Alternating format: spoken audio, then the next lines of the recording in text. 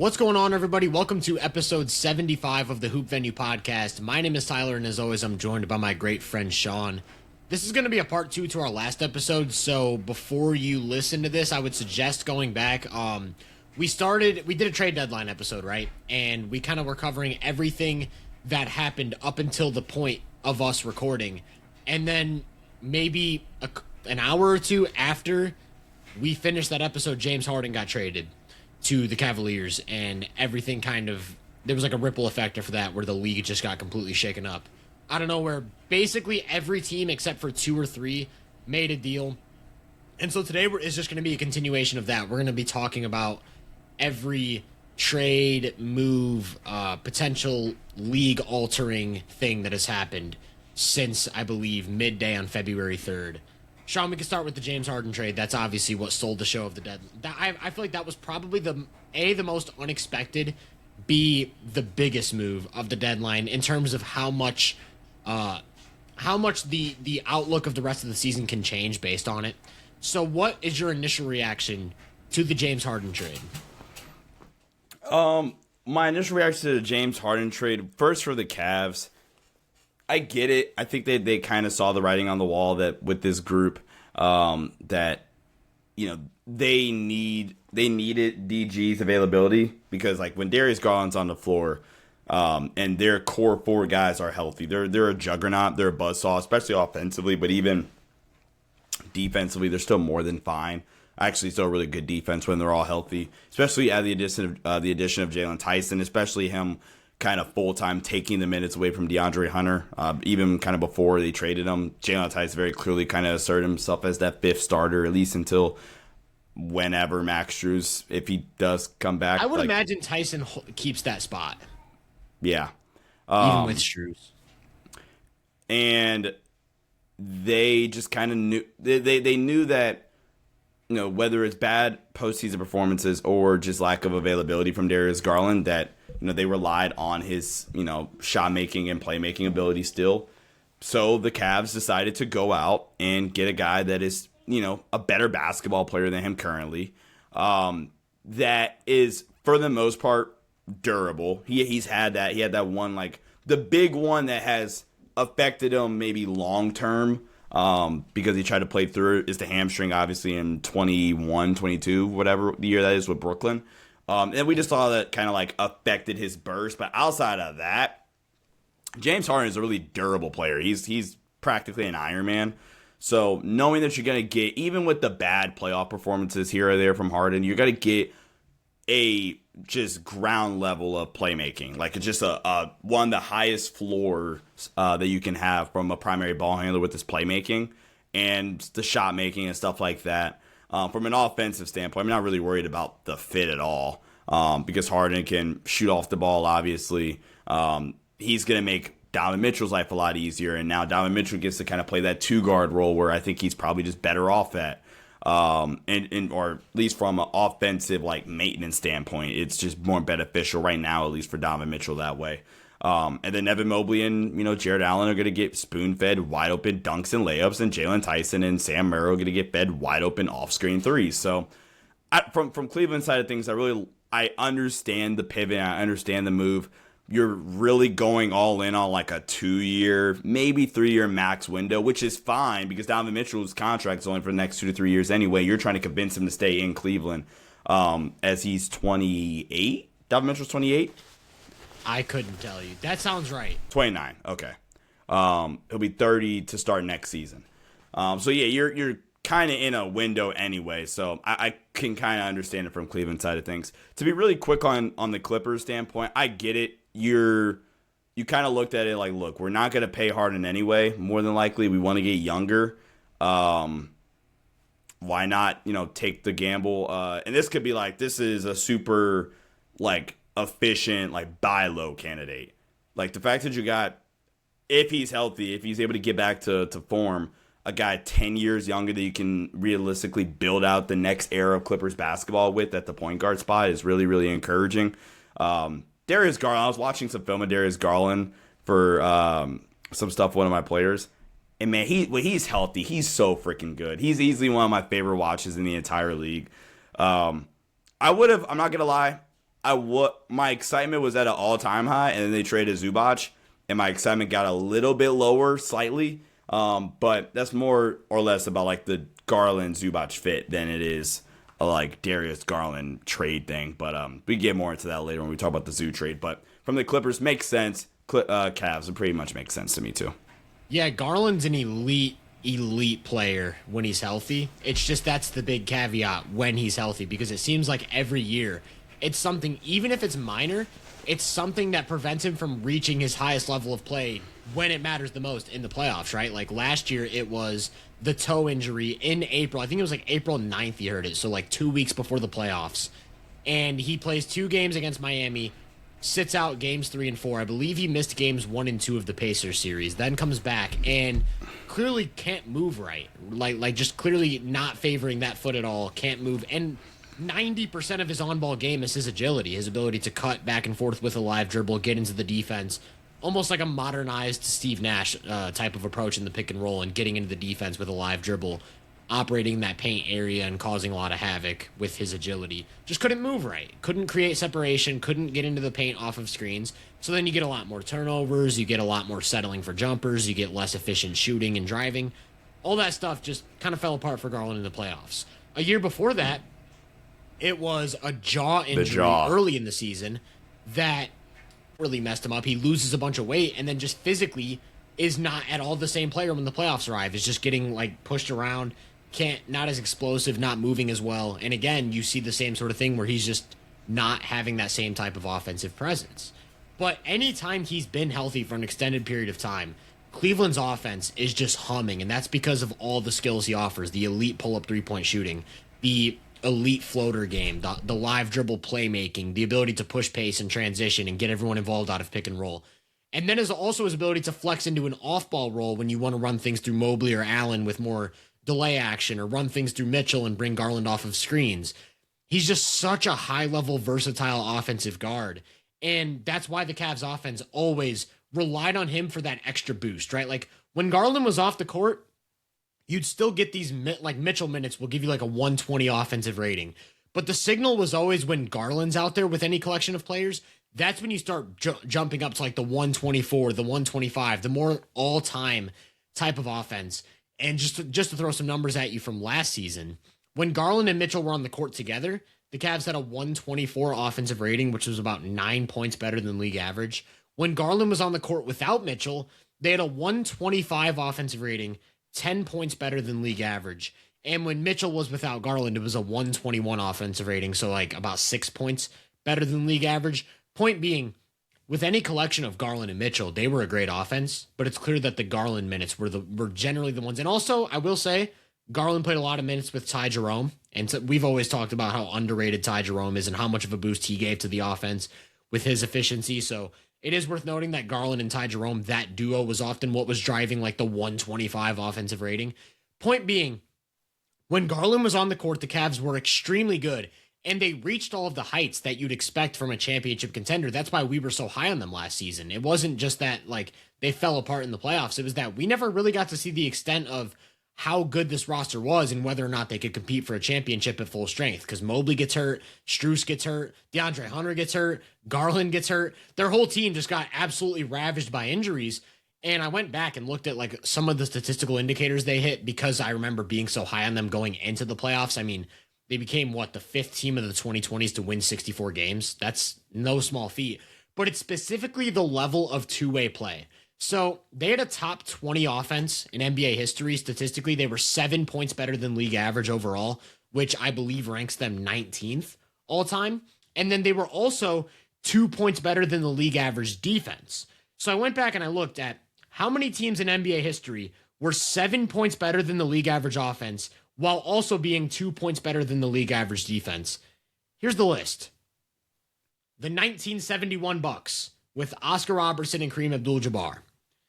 The 1992 Bulls with peak Michael Jordan, Scottie Pippen, and Horace Grant. Pretty good team. Pretty good. The 1996 Bulls. Also a pretty solid basketball team. One of the Shaq Kobe Lakers on here? They are not. I mean, if it was the playoffs, yes. Like, you know, like the 01 Lakers, they did the no defense gimmick for the entire regular season. Yeah.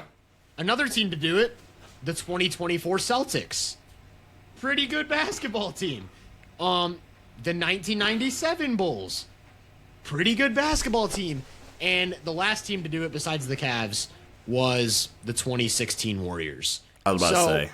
All that's to say, if you are 7 points better than league average offense and 2 points better than league average defense, you're a pretty good basketball team. The other teams that come kind of close are the 1987 Lakers. They just missed the defensive cutoff with Magic at his absolute peak. The 97 Jazz just missed the offensive cutoff. And the 2017 Warriors, ironically, missed the offensive cutoff, but it was by like 0.1 points, and then also they're the greatest playoff team ever. All that's to say, I'm just trying to get to this final point. All of the reasons that Darius Garland made that offense hum are what you get from James Harden. You get the elite live dribble playmaking, the elite pull-up three-point shooting, the ability to unlock the entire roster as a passer, and then when he's away from the ball, a 40% catch-and-shoot guy. Actually, he's made 42% of his wide-open threes in the last 3 seasons. Can you guess what Donovan Mitchell has shot on wide-open threes in the last 3 seasons? 46%. 47% on wide-open threes in the last 3 seasons. Ouch. So it's basically like on, not on steroids, but the similar type of dynamic to what you saw with Kyrie and Luka, where if one of them's on the wing, the other one has to be guarded. You just cannot let him catch the ball open. And so that fit automatically works. Regardless of how they end up distributing the touches and sharing the ball, when one of them is running the offense, the other one has to be guarded. And then on defense, basically, obviously they're not going to have a great point of attack resistance, but Harden's a lot bigger, a lot stronger, and a lot lengthier than Garland. So at the very least, it's not going to be the same type of issues they ran into with mismatch hunting, where like you run into the Celtics and Jaylen Brown's just, I'm going to get Darius Garland on me every single possession. That's literally what the Celtics offense was against the Cavs last season. It was Jaylen Brown, look for Darius Garland, and then play one-on-one. You don't have that anymore. So I do think when you account for the fact that last year they were already a championship-level team, and now they essentially are running it back while also adding Dennis Schroeder, adding Keon Ellis, adding James Harden, and then becoming more durable, I really think this is potentially the best team in the East and maybe a slightly underrated move in terms of what level it could get them to hypothetically. Let's stay with the Clippers then, and let's talk about the Ivica Zubac trade, which, okay, if the Harden one was the most unexpected or the biggest one in terms of how it like shakes the current landscape of the NBA, I think the Zubac trade is the most interesting trade that we saw at the deadline. Because obviously for Indiana, it's a you know the meme, I forget what movie it is, but it's the two like commentators or whatever. It's a bold strategy here, partly to see if it works out. Yeah. That kind of is like what I'm getting from Indiana. Indiana is basically banking on, and they've clearly evaluated the top of this 2026 draft class and went, okay, yeah, like we see at least like 3 to 4, you know, like with AJ, with Darren Peterson, with Caleb Boozer, Cam Boozer, my bad. And then with Caleb Wilson, I was kind of combining those two names. We see 4 blue chip prospects potentially. The middle of it, okay, like 5 through 10, because I think the protection is weird. It's like 5 through 9, isn't it? It's 5 through 9. I've never seen a pick protected like that. Yeah, and if it lands outside, so like 1 through 4 or after 9, then the pick conveys to 2031 first, I believe. We said that backwards. It's not 5 through 9 protected. It's 5 through 9 unprotected. Yeah, my bad. 5 through 9 goes to the Clippers. Any 5 other through 9 number goes to the Pacers. Any other number, so 1 through 4, and then 10 through 30, it goes to the Pacers, and the pick will convey to 2031 unprotected first to the Clippers. So the Pacers basically, look, you know what? And I think they gave up an additional first. I think it's 2029 on top of this weird protected pick. So like I said, the Pacers are basically look at this draft class and say, look, if we can't get our hands on one of these top 4 dudes anyway, then and it's like a 5 through 9, or we'll just take our chances with the pick and live with the fact that we're getting a starting, I mean, really one of the best contracts for a high-quality all-star level center in the entire league. We'll just bite the bullet and say, yeah, we traded the 9th pick in the draft and a future first when we expect to be good for an all-star level center. But if it works out in the way that the Pacers are hoping for and they get to, dude, the player that immediately pops in my mind is Darren Peterson. I don't know how much you've watched Darren Peterson, but Darren Peterson in this system where it's all the movement and all the space where he gets to create, even at AJ DeBanto, where I think AJ's problem is like his ability to make. No, I'm kind of talking myself out of it. I would prefer Darren Peterson in Indiana's offensive infrastructure because AJ's big criticism is like his ability to process and like make connective passes consistently or like read doubles or aggressive help when he's like isolating. And I think there could be kind of a weird, he's not Jonathan Kuminga, but like a weird development curve at the start. Like you kind of saw with Golden State and Kuminga where, all right, like you're not, you can't pick up the system. All right, you know what I'm trying to say? I think DP is just going to come in and be a cleaner fit.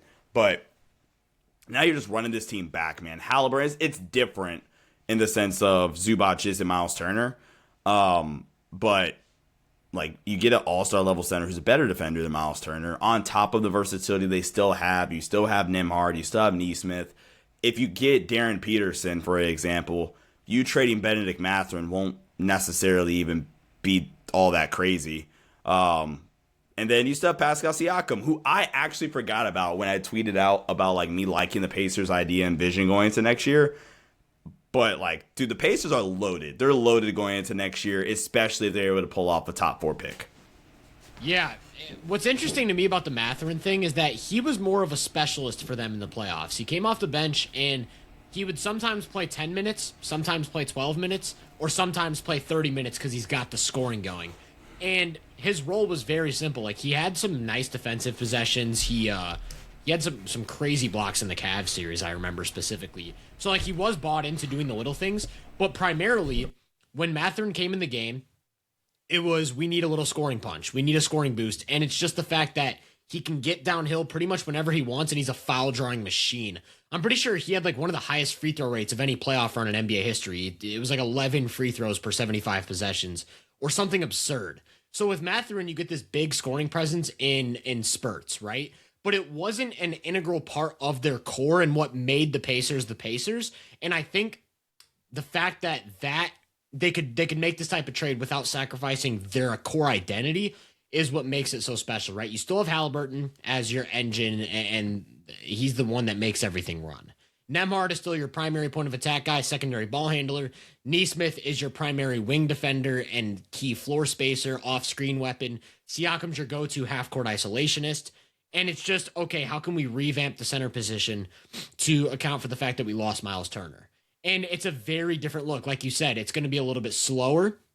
It's not going to be the same type of 5-out space.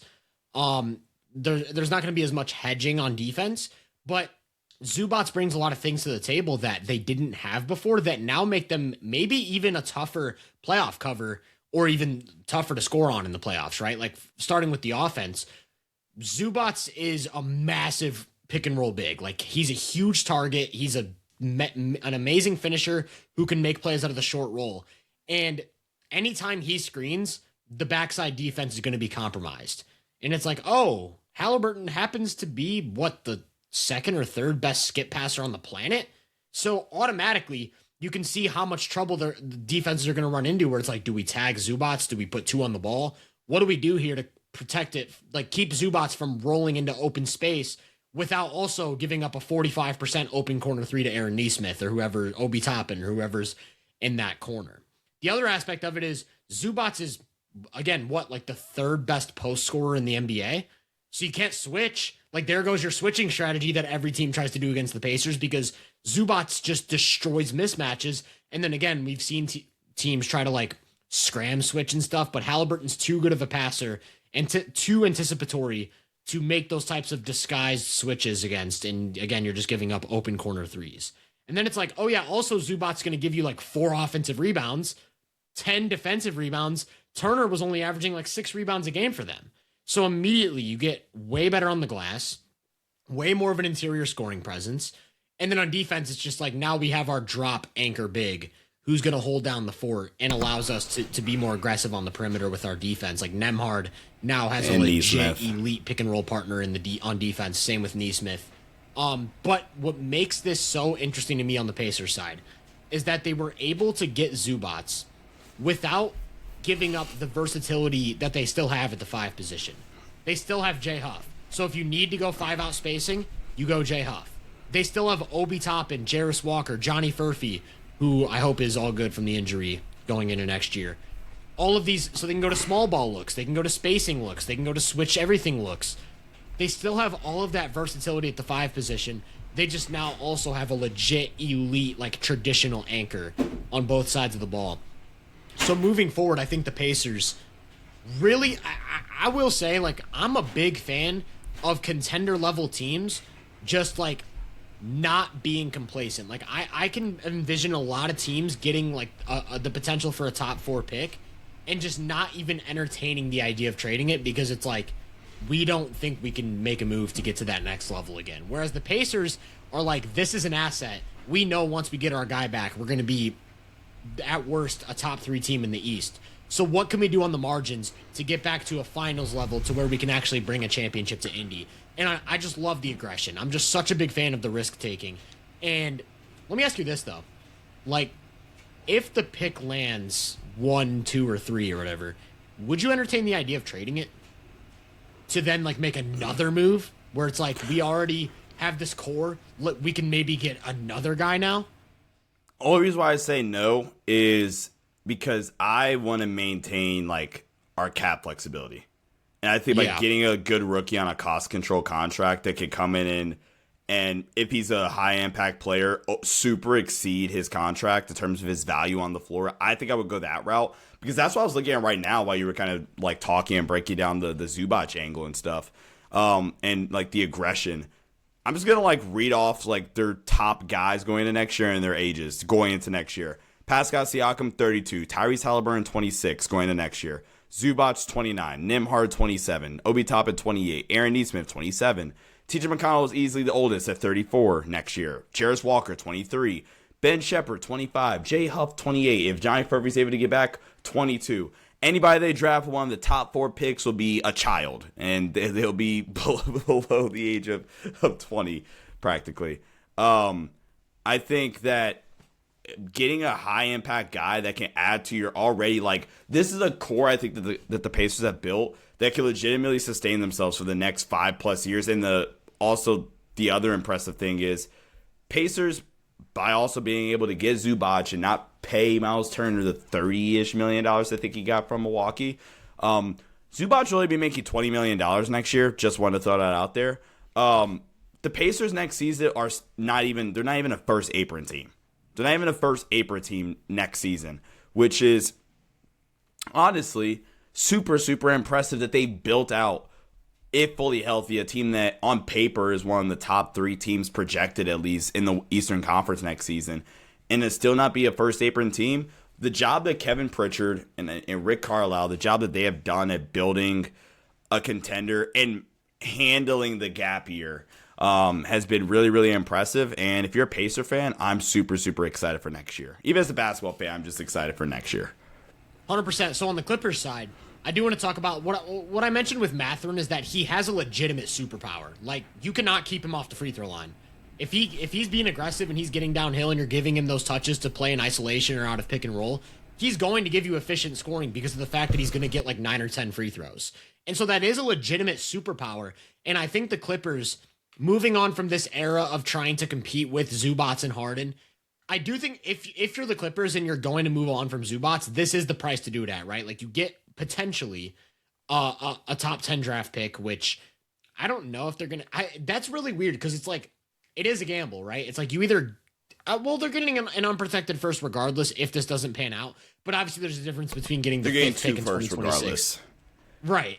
They're getting a first regardless, but it's different if it's like they're contending in 2031 and you get their 28th pick, or you get like the 5th pick in this year's draft. That's a stacked class. But needless to say, the Clippers are taking that gamble, and I do think it's the right gamble to take because you get 2 first-round picks no matter what. You get a guy with Mathurin who has a proven superpower and you can potentially develop with to like build some more defensive rapport or potentially add to the jumper. I think the mid-range game is a big like low-hanging fruit for him. If he can improve his mid-range game, now we're talking about just a legit 20 point per game scorer. Along with, I mean, you still have Kawhi Leonard, who's been the third best player in basketball this season.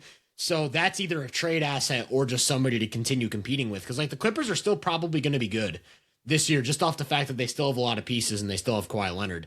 But the Garland thing, like we talked about, he has legitimate like offensive superstar type of qualities in his game. And so if you can get a healthy run from him and you got this backcourt of Garland and Mathurin, I think that's really fun.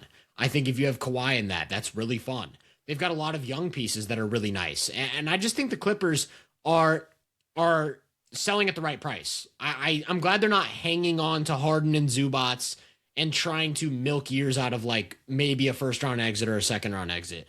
I'm glad they're pulling the trigger on some of these moves. And I do think this Pacers Clippers deal has the potential to pan out as one of those win-win type of scenarios. I do want to say that you kind of talked about, being happy when teams make those over-aggressive moves to kind of extend their window and stuff like that. I also don't think it gets enough credit sometimes when teams are like, all right, I see the writing on the wall. I see the light at the end of the tunnel, and it's like approaching really, really fast.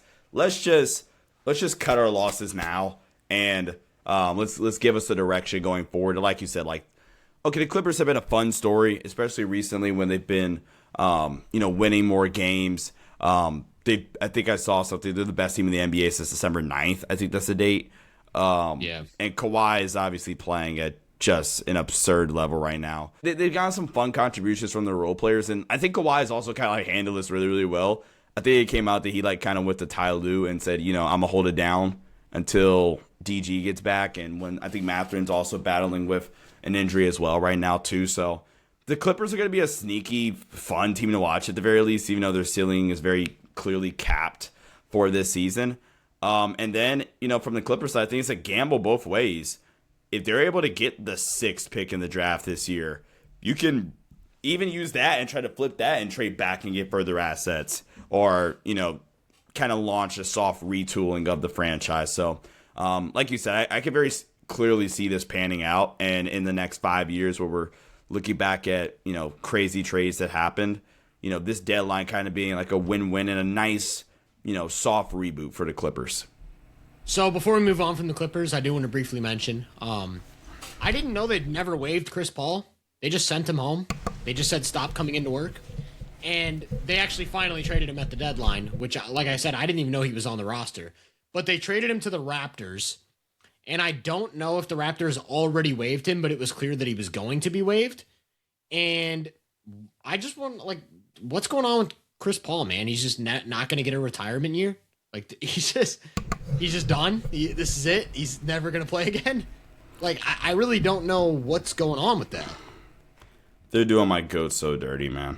They are doing it. Hurts. It hurts to watch. They're doing our goat. So dirty. I claimed him first. Nets got OJ Abaji in that deal. Next big major trade after the Garland and Harden trade was Anthony Davis to the Wizards. Talk about unexpected. I had a feeling that Davis was going to get traded. I feel like the writing was on the wall with that Dallas situation.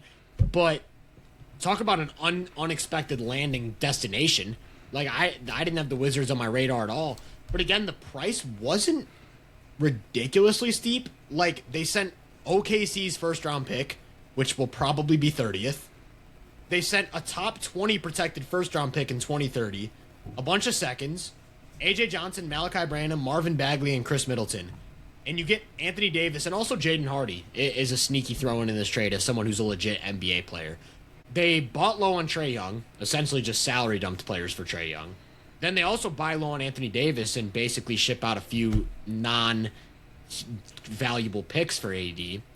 And then you've still got this young core intact of Keyshawn George, Trey Johnson, Alex Sarr. So, what do you think of the Wizards right now and what they're doing with the Trey and AD stuff and their young core? I think with the Wizards, they are very clearly, I think the way they're going about this with the rebuild, and we kind of talked about this a little bit when they traded for Trey, I think how they're going about the rebuild is, all right, instead of us being just trash for the duration of Alex R's rookie contract or Trey Johnson's full rookie contract, and we're just getting it out the mud for, 4 years or whatever the case may be. All right, let's bring in 2 vets. One's an NBA champion. One's a playmaker that can set the table for you guys. And let's see if we can get into some meaningful games while you guys are still on your rookie contract. And I don't think the Wizards are planning like, this group can win an NBA championship. I mean, maybe they are. I think they're kind of delusional if that's the case. But I think this is going to get them immediately more competitive and have at least a little bit more buzz and excitement, which does kind of feel like that as well with Washington, simply because of the star power of AD and Trey. And I will say this, I do think, again, it's major ifs. We're talking about AD and Trey Young in 2026. But when Anthony Davis is healthy, he's still a top 20-ish player in the NBA.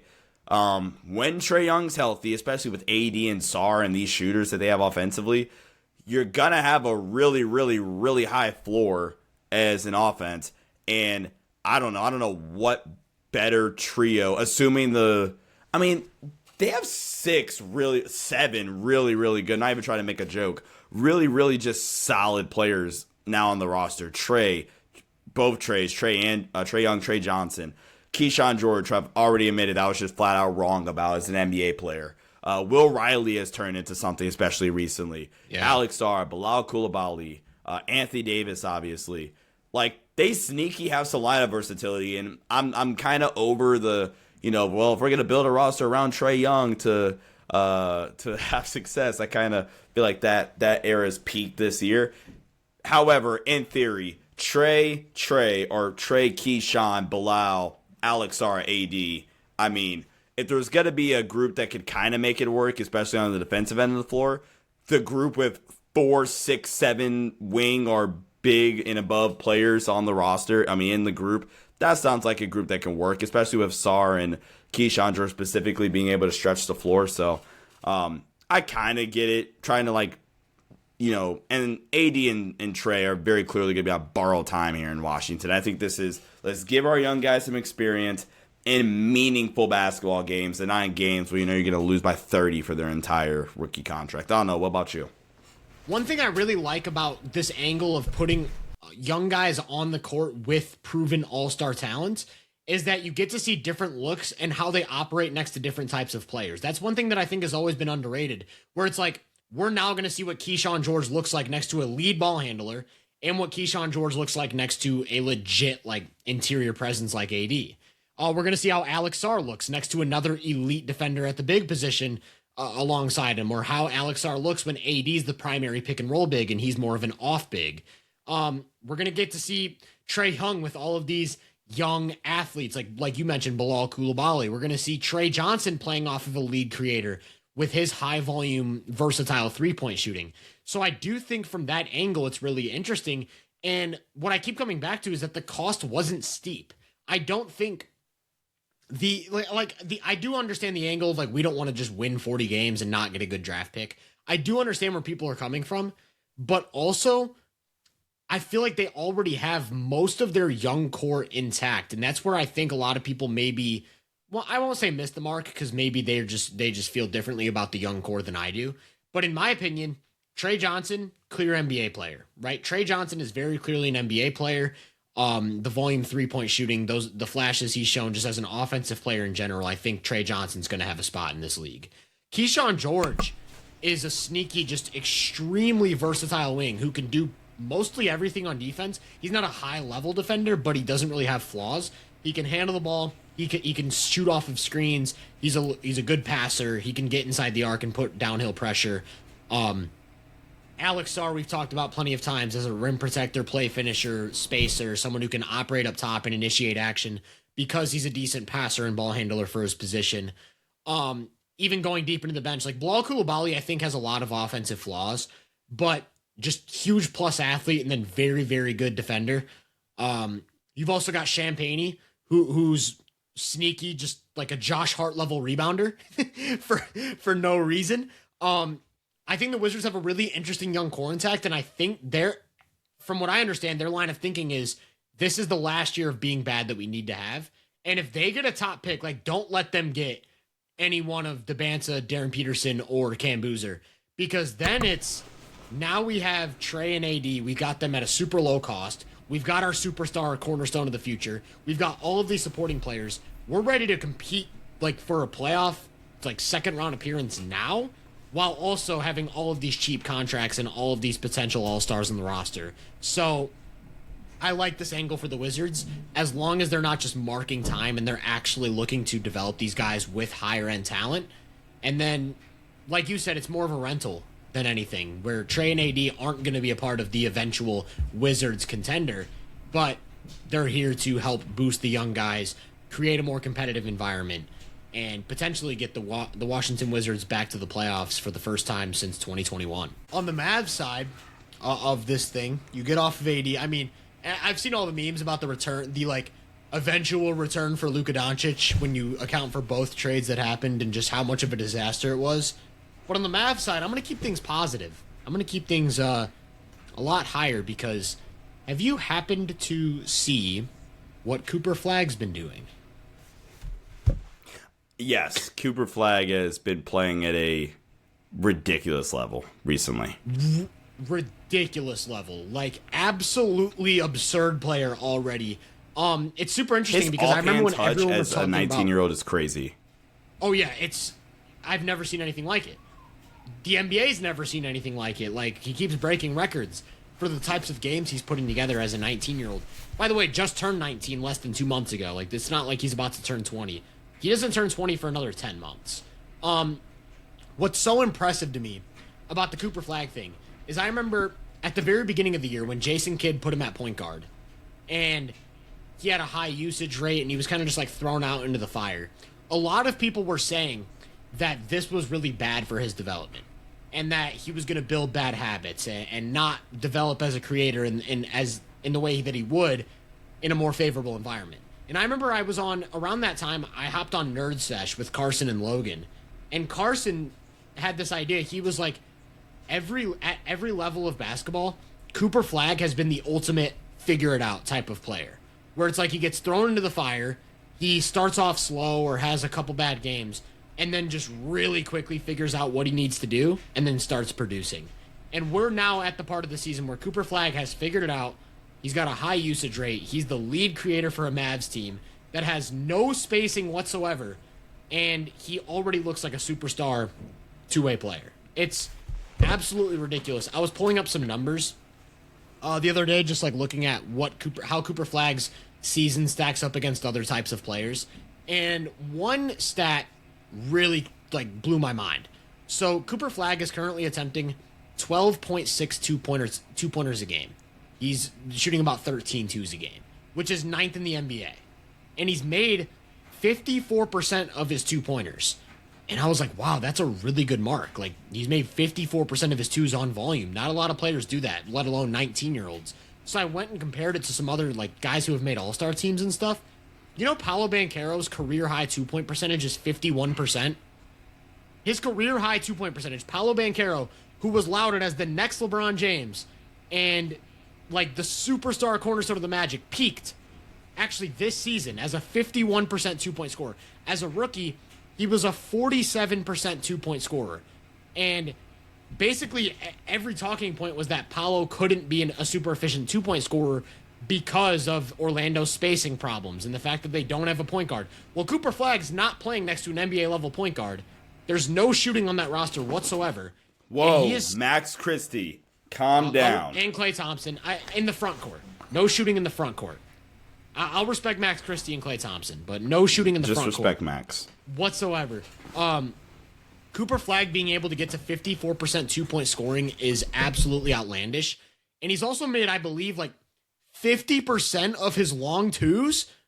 Like, I remember that being like something people pointed to as a deficiency in his draft profile, was that he lived in the mid-range and would settle for long twos. But if that's a 50% shot for him or whatever it is, I might have just made that number up. All I know is it's really efficient.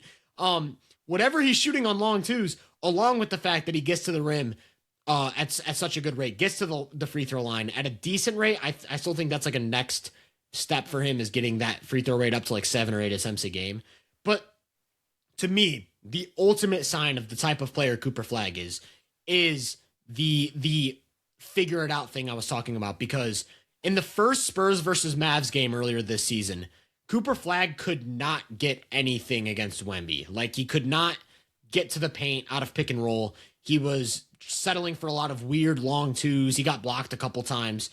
And this most recent, not the most recent one, but the Spurs game before the most recent one, where he had 35 right before they played it back to back. Yeah, just torching Wemby with floaters. And I was like, oh my gosh, he figured it out. Like, he figured out how to score on Wemby as a 19-year-old after seeing him once. It's such an absurd, like, depiction of high-level processing and high-level shot creation and shot making. And then that's in addition to everything he's capable of doing defensively. So as the Mavs build this thing out and get him a legit point guard and start to get him legit spacing, Cooper Flagg has MVP type of player written all over his profile. My comp for Cooper Flagg coming out was kind of like Jason Tatum. Because I feel like I thought Tatum also, especially earlier on, had like similar concerns. Simply like the handle. That was, I think, the biggest concern with Cooper Flagg, was the self-created handle. It was a little loose and some other problems like that.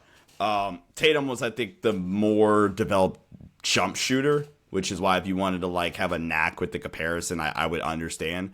But the decision-making on ball, the versatility defensively, the downhill rim pressure that Cooper Flagg has, like, those all were very Jason Tatum-y to me.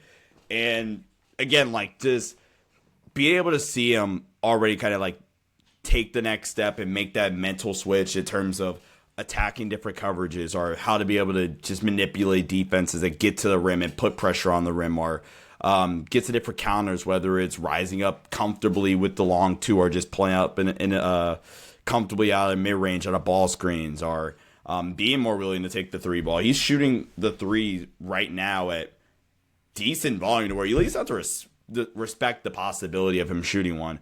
Isn't shooting it well necessarily, but he's shooting about 4 attempts per game. And I think there's a decent chance that continues to improve, especially throughout his NBA career and as you get closer and closer into Cooper Flagg's prime. And just more importantly, when he gets better players on the roster, because he has to take a lot of contested tough shots for the Mavs to even have a shot at scoring most nights. So I think that's obviously a clear optimistic viewpoint. I think this is going to sound like negative, but I promise you I mean this in the most optimistic way possible. Yeah, they needed to trade AD. And I'm not going to say it almost didn't matter for what, but like, you need to trade AD simply so, all right, let's just get this thing away. We already fired Nico. Let's get AD out of here. Let's have all the hype, all the expectation, all the excitement level around our franchise, around our 19-year-old rookie who's having I was about to say unexpected. Just a phenomenal, fantastic rookie of the year caliber season right now. By the way, it's very clearly, I think, the two Duke Blue Devils, that should be at the top of the rookie of the year ballots, him and Con Kneppel. And then let's give ourselves a shot to actually build this thing the right way around Cooper Flagg and as him as the franchise cornerstone, and not kind of force this to be all right, when AD gets back, we still have to, kind of figure out that pairing. No, this is Cooper Flagg's team. Let's get ready for the rebuild now, or the retooling. And, would it be surprised if in 2 years the Mavs, if they do this right, I'm going to fully ride that statement out. It would not surprise me in 2 seasons, so by Cooper Flagg's 3rd season in the NBA, the Mavs are right back up as a top 3 team in the Western Conference if they do this the right way. Are doing right now with Wemby. I wouldn't be surprised if the Mavs did the same thing. I'm also super excited to see Flagg next to Kyrie. I think that pairing is going to be amazing. They just can play off of each other so well. So Cooper Flagg. Things are exciting in Dallas. You know how good you have to be to like make things exciting in Dallas again. you know how good Cooper Flagg has to be to instill a love for the game back in Dallas Mavericks fans. To instill hope. like optimism. Really, So you think they trade him for Giannis? Part 2. Yeah, I can't even. I'm not even gonna put that in the air. I retract that statement. Cooper Flagg is amazing. I'm excited for the Dallas Mavericks moving forward. Another big, maybe I won't say big trade, but trade that kind of made me excited was Jared McCain to the Thunder. Jared McCain started his rookie season an absolute flamethrower, like volume 3-point shooting, getting inside the arc as a creator, some really nice acrobatic finishing, really nice mid-range game, some decent passing, good ball security, just like looked like instantly a really, really high-level offensive guard just without any NBA experience. And then he gets hurt. I believe it was a torn ACL. Ended his rookie season early. I thought it was meniscus. And it might have been meniscus, you're right. I just remember it was a lower body severe injury. And he comes back this season, doesn't really have a spot in the rotation anymore because they brought in Quentin Grimes, Maxi's at full health, they brought in VJ Edgecombe. And McCain didn't really have a role, and it was more spot minutes, a little bit streakier, but he kind of started to get his legs back these last few weeks.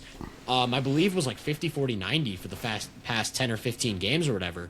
And then they just unexpectedly trade him. And I think this is a great way for OKC to use those picks, use that draft capital to honestly buy low. Like Daryl Morey said, he sold high on McCain. I think OKC absolutely bought low on him when his value was at his lowest. And you address a clear need where it's like sometimes our offense stagnates. Sometimes these defensive wings that we've stacked our roster with aren't able to hit shots or aren't able to bring variety to the offense. And Jared McCain, to me, is very much just Isaiah Joe plus, where you get a lot of the high-level shooting and floor spacing, you get the guard-to-guard screening action, you get the two-man game with iHeart, but then also Jared McCain, much better ball handler, much better inside-the-arc scoring game, much better passing, and it'll just be a case of, can he stay on the floor defensively into the playoffs? But as an offensive bench piece and as like a 7th or 8th guy off the bench that can play next to Shea, play next to anyone in the roster, and bring a much-needed scoring punch, I could absolutely see Jared McCain being the type of guy to swing a playoff game for them in the second round or the Western Conference Finals. I think the main point that I want to hit on, and I think Jared McCain does have a lot of weaknesses, or does have weaknesses in his game in general. I think his defensive size, he can get picked on. I think he has more interior finishing ability than an Isaiah Joe, but I think compared to a lead level guard, it's still, there's a lot of deficiencies there because of his size and his stature. But I think the way you described it is kind of what I think OKC is hoping for. He's the guy offensively that can make connected passes, can make connected level reads or second side actions and stuff like that, attacking off closeouts and, generating open looks for some of their other guys. They just make decisions. I think OKC's offense at times can kind of lack the combination of that plus the shooting that he provides. So I think the fit makes a lot of sense. And, okay, I brought up some of the defensive worries that might be there. Dude, if there's a situation that could kind of just nullify those, it's got to be OKC. The off-ball utility, like, there's no reason why he won't fit with any of their lead guys.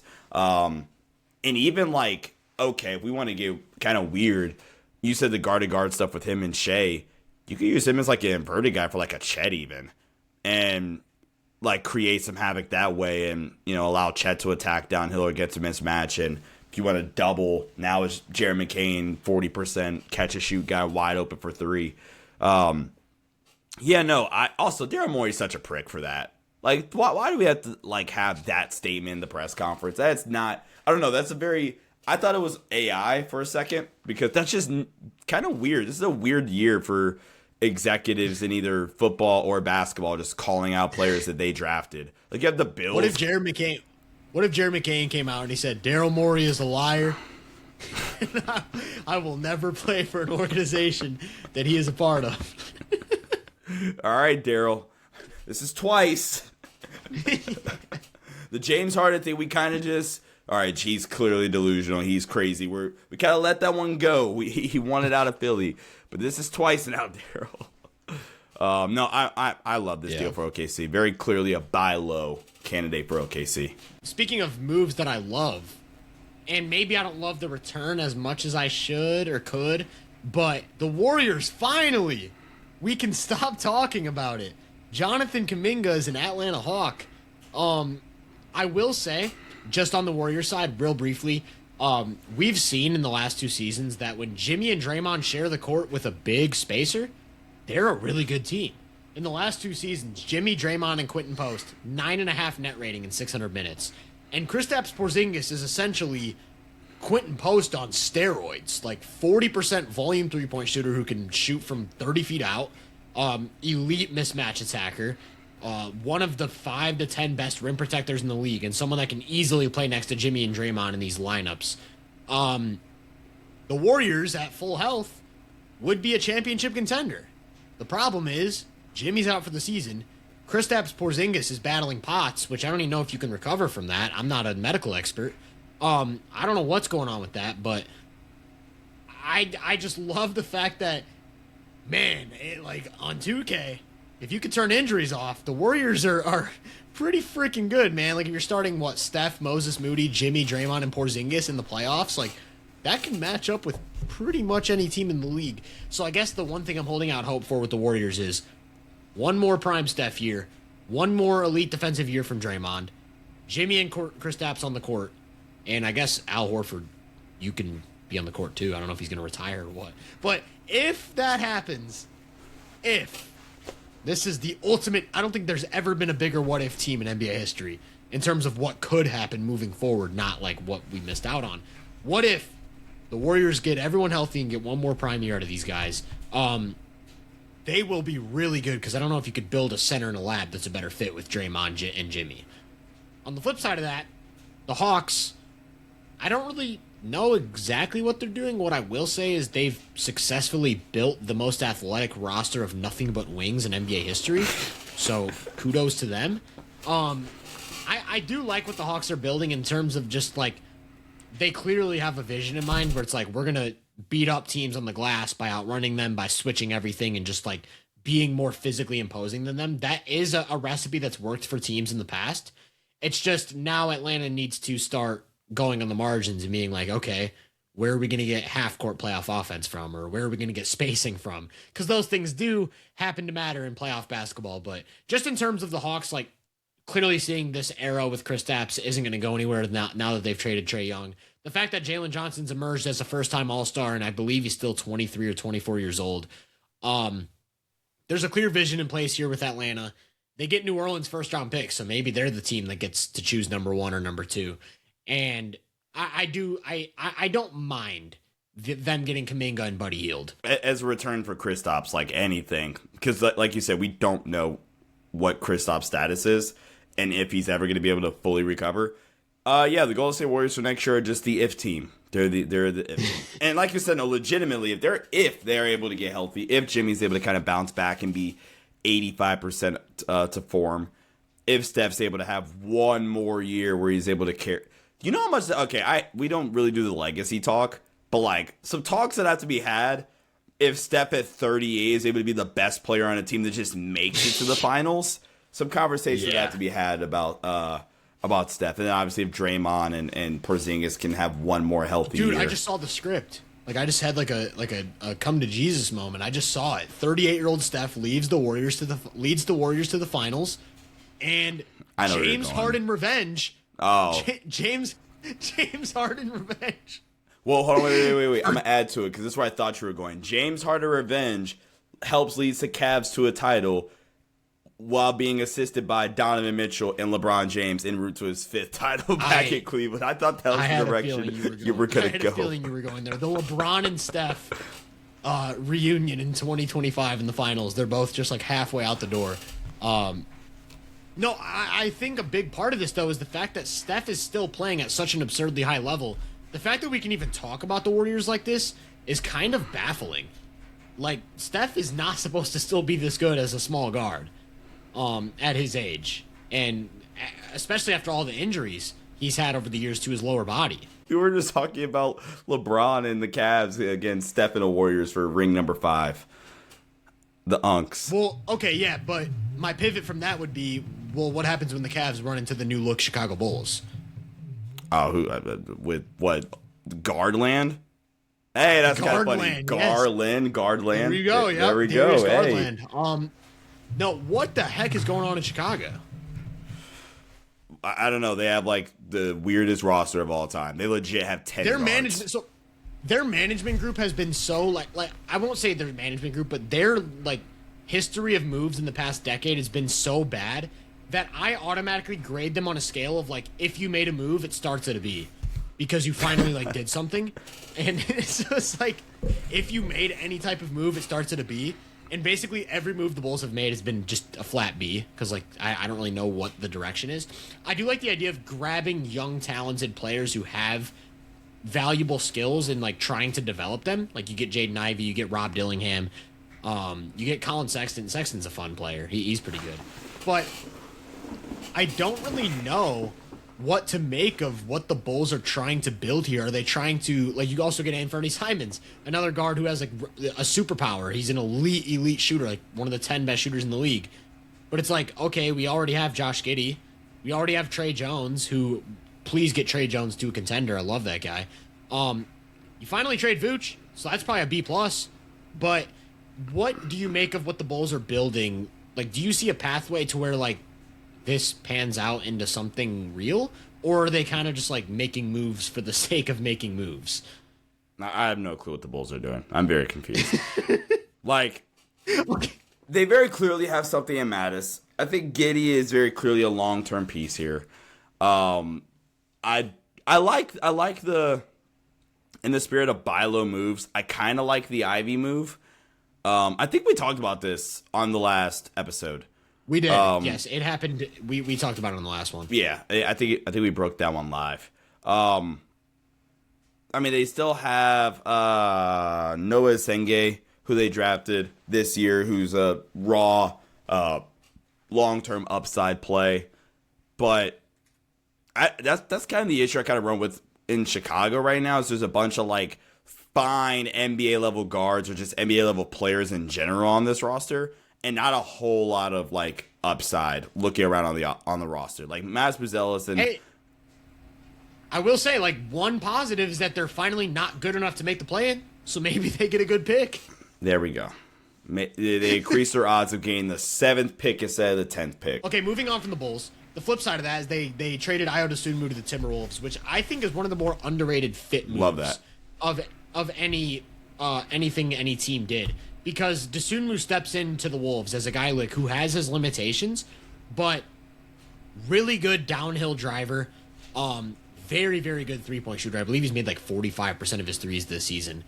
Good low-risk passer who has some defensive upsides. Like, you put him in these big, jumbo-sized, athletic lineups as a guy who's going to be an off-guard, attack the paint, make plays, extend advantages. I kind of like it. I think Dosunmu, that was one of the guys, remember, when the Timberwolves first traded Mike Conley, which, by the way, what a saga that was, right? They trade Mike Conley. He ends up on 3 different teams and then signs back with the Timberwolves. He officially signed back? Yeah, he's back in Minnesota. So one of my initial reactions was, the Timberwolves probably got either Kobe White or Ayo Dosunmu. But then it said that they were holding off on either of those guys in hopes of getting Giannis. Then they get out of the Giannis sweepstakes, still go back and get Dosunmu. I'm not mad at that. I don't really think it moves the needle for Minnesota as a tier 1 championship contender, but I do think if you were going to get like a solid guard that fits your style of play on both sides of the ball, Dosunmu is a really, really nice fit, and I could see them doing some interesting things with him in the playoffs. I really, really wanted Dosunmu for the Lakers. Yeah, bummer. Dosunmu and Minnesota's just gonna kick rocks. Wait, no, I think I used that wrong. Yeah, that's not. Yeah, that's the kick ass. I think you meant to say kick ass. Yeah, I thought we were a PG program. My bad. I mean, not that we were ever a PG program. We're not. Yeah, my bad. I was doing it for the kids. The Lakers. You brought up the Lakers. They made the championship defining move of the deadline. All right. Traded Gabe Vincent for Luke Kennard. I'm not mad at it. I you think better it's funny. Not be mad at it. I was gonna say, like, I just don't think it really does anything. That's kind of my take. Like, I'm not mad at it because Gabe Vincent, I do think Luke Kennard's a clear upgrade over Gabe Vincent. You only have to toss in a 2nd-round pick from like 6 years from now. Yeah. What's funny to me is I immediately got on Twitter and saw people saying that Luke Kennard, because he doesn't have an offensive load, is going to be able to like be a defender for them. What baffled. section of Twitter are you on? Clearly not the good one. Is there a good one? Clearly, like, whatever. Like, I saw people like bringing up like B-ball index's grades and being like, we just got a better point of attack defender than Gabe Vincent, who can shoot 50% from three. Luke Kennard is. If that was the case, he'd be making $25 million. Yeah, he's been one of the weakest defenders in the league over the past 5 years or whatever, and that's just what it is. What you're getting from Luke Kennard is that if he's open, he's going to make a three 1 out of 2 times. Like, his three-point accuracy is so absurd. If he's open, it's like flipping a coin of whether or not it's going to go in.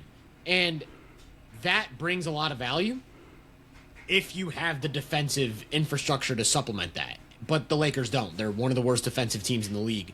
So one thing I will say is I really like the angle for the Lakers, realizing I'm sure they tried relentlessly at the deadline, I would hope so at least, to get some kind of defensive depth or some kind of athleticism or wings on the roster, and they just could not. There wasn't a market out there for that.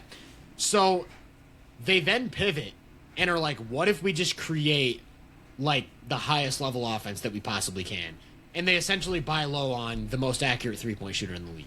So now at the very least, it becomes a lot tougher to guard the Lakers when he's on the court, because if you're guarding a Luka Ayton pick and roll, you can't leave Kennard, or like I said, it's like flipping a coin of giving up 3 points. So from that angle, I like it because I do think that recipe has yielded championship level ceilings. I'm not saying the Lakers have a championship level ceiling, but like the more extreme version of that would be the 7 seconds or less Suns, who essentially punted defense. They had defenders, like Raja Bell was a good defender, Sean Marion was an elite defender, but for the most part it was, we're going to space the floor, we're going to get as much offensive talent on the court as possible, and we're just going to try and outscore teams. And I do think if you get into a playoff series against the Lakers, and it's, hey, we're going to go Luka, Reeves, LeBron, Kennard, and Ayton, that's really hard to guard. And I do think from that angle, I could see them being a little bit more of a playoff problem adding such an accurate shooter. What's your kind of take on the Kennard thing? I think he gave it to this year, just very clearly didn't provide very much value. If he was a negative value or a negative asset, I think, for the Lakers. He was an expiring contract. You get rid of that expiring contract to get another expiring contract that at the very least can have some value to your current roster and is a low-key, like, cheap option to bring back to the roster next season, where hopefully the idea is you're able to retool and stuff like that. So yeah, I'm all for it. I think one of the more underrated parts about Luke Kennard's game is his connective, or like just quick decision making. He has like a very good like internal clock. Like he plays super fast, not sped up. Like he has very, very high processor in terms of, all right, I'm catching this, it's going up. I'm coming off this pin down and there's 2 on the ball, catch, quick dump off to Aiden or dump off to Akonwu or Jaren Jackson when he was in Memphis, or he was in Detroit last year, right? No, he hasn't played in Detroit. Am I making that up? Mm-hmm. Yeah, okay. He played in Detroit like as a rookie, 2020 or young. Yeah, he was in Detroit a while ago. But you get my point.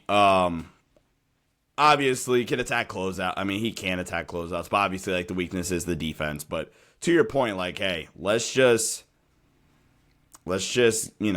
go all in on the offense. Try to have a historic offense, and whatever that yields us. Oh well, we're gonna try to outscore you and score 130 a night. Oh well, shrug. But they could run some lineups where legit, like, you can't. It's gonna almost have to be Luka go play 1-on-1. Because if you help, it's 40% Austin Reeves catch and shoot 3. I swear Bron's going to eventually start to hit threes again. For 50%, 52% wide open catch and shoot 3 from Luke Kennard. Yeah. Oh, DeAndre Ayton's right there or Jackson Hayes is right there at the rim. So I think that the Lakers can really, really, really, to your point, make things tough for defenses with some of their lineups they're able to run, where with some iterations of the roster before Luke Kennard. All right, it's Gabe, Jared Vanderbilt, DeAndre Ayton, Austin, and Luka. All right, let's just like deny Austin and zone up everybody else, and you're gonna have the most struggle bucket 30-point game of all time. Where at least now there's a lot of bit more floor spacing because of what Kennard offers, and you can still put him on the floor next to Vando or put him on next to Marcus Smart. You can, get somewhat creative and try to hide some of his limitations as best as you can with the very, very limited defensive resources you have on this roster. I'm going to throw a crazy stat at you that really is just super just positive for the Lakers moving forward. When Luka and Reeves have been on the court together this season in about 500 minutes, the Lakers have had a 120 offensive rating, which isn't like elite, but it's good, right? 120 offensive rating is good. That means you are scoring a lot of points. In those minutes, they've shot 64% on two-pointers. 64% on two-pointers with Luka and Reeves in the court together. 32% on threes? 34% on threes. Okay, close enough. Yeah, they're not a good three-point shooting team with Luka and Reeves in the court together. So what if it's like, okay, we have Luka and Reeves. Now we have the most accurate three-point shooter in basketball. What does that look like? Like, now are you 64% on twos and 38% on threes? And then what does that mean your offensive rating is? 126? It's weird to me because the Luka and LeBron fit has been awful this season, and I don't really know if that, like, how they'll figure that out heading into the playoffs. But in terms of when you have Luka and Reeves in the court, they draw so many fouls, and they create so many efficient two-pointers for themselves and then also for whoever the big man is, if it's Hayes or Ayton, that the offensive floor is so high. And then it's like, okay, if we then add an elite three-point shooter to the equation here, knowing that we're not going to get many stops regardless, let's just try and outgun the opponent. And I do think against certain teams, against certain types of playoff defenses, things could get really interesting. Like, for example, humor me, if the Lakers face the Nuggets in the playoffs and they just fully accept we're not going to be able to guard the Nuggets no matter what lineup we put on the court, like, it doesn't matter if Smart and Vando are out there, we cannot guard Jokic, essentially, and we can't guard Murray. If they're just like, okay, we know Denver likes to get into their aggressive shell, they like to zone up. What if we just put all of our shooters on the court, we get Kennard out there? It's like, maybe you can try and win the math game.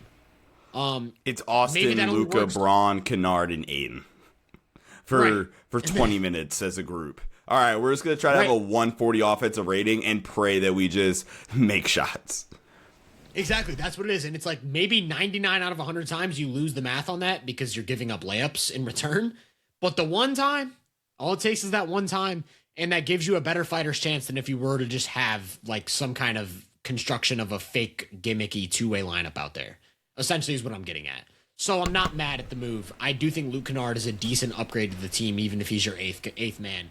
And he just gives you that extra boost of lineup flexibility where it's like, if we cannot score and we need to just put the best offensive lineup on the court, let's go add a 50% three-point shooter who, like you said, has a little bit of juice off the catch and on the move and as a playmaker. Very clearly just going to play the role that JJ and Rob Pelinka envisioned for Dawn Connect. Yeah, that's all it is. Okay, one more move that we got to talk about. You brought up the Hornets in their brawl. They added Kobe White at the deadline, which I think is pretty fun because the Hornets right now, I believe, are the best three-point shooting team in the league if you like look at volume and efficiency. If not, they're second to the Boston Celtics. Like, they're at worst the second best three-point shooting team in the league. And they just added Kobe White, who's a very, very good volume three-point shooter, who also is an elite transition scorer. So you get that boost next to LaMelo and when they like to play in the open floor and things like that. Who also is great at getting to the line. So brings a little bit of a different dynamic to a Charlotte team that's been, the best team in the East over the past month and a half now? Like, they've just been an elite. They've just been a buzzsaw. They've won like 14 of their last 15 games or something absurd before tonight, of course, against the Pistons. But the Hornets, really high-level offense, add a guy in Kobe White who should be a decent fit with what they like to do with his volume three-point shooting, second side attacking, and transition scoring and all that. I don't really know if he's a big part of the future because I do still think what the Hornets need to do now is on the margins. Where can you get a little bit more defensive versatility? Where can you get a little bit more rim pressure and some of these things on the margins? But the Hornets are rolling. They add Kobe White at a pretty low cost. I like it. I like it for them.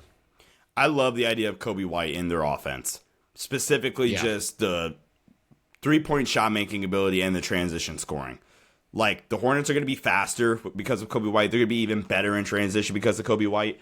And, yeah, I'm not exactly sure what the long-term vision is with Kobe White here, but in the short term, okay, I'm going to use the appropriate wording. This kicks ass. Their transition offense is good. Even though just early flow offense, you could go some, two-man action with like him and Moussa Diabate or Ryan Kalkbrenner. There's some really, really fun stuff that they can do with Kobe White, or even use him as an off-ball. So he's going to fit in just fine in the offensive ecosystem of Charlotte. And a quick bet update. They're only losing by 10, so we're good. All right, let's proceed.